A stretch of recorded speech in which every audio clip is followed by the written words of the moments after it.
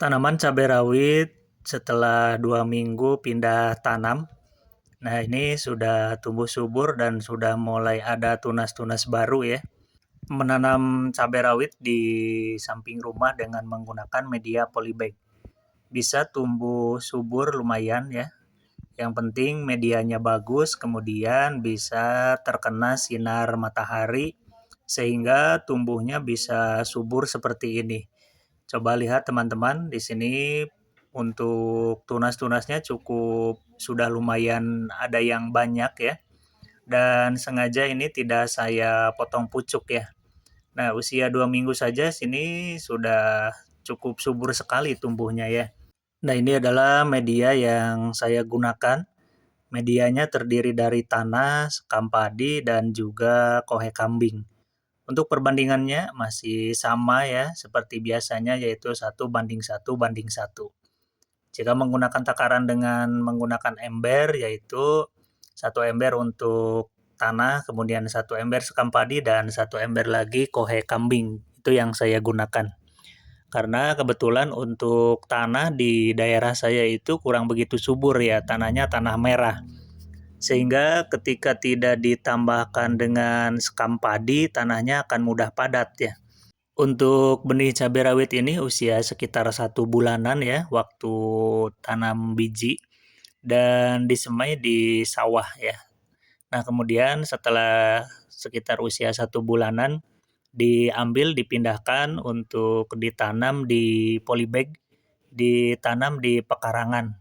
Kemudian untuk polybag yang saya gunakan saat ini ukurannya memang terlalu kecil sebetulnya ini ya, ukuran 15 ya.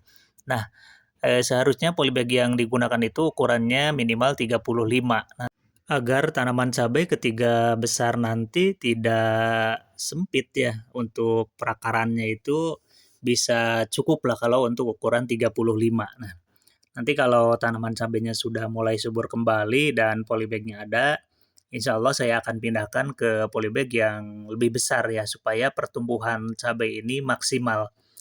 Nah, walaupun sebetulnya dengan menggunakan polybag yang ukuran 15 ini ya, tanaman cabai ini setelah 15 hari atau sekitar 2 minggu sudah tumbuh dengan subur, tetapi saya rasa untuk pertumbuhannya kurang maksimal karena memang medianya ini atau tempat menanamnya terlalu kecil ya.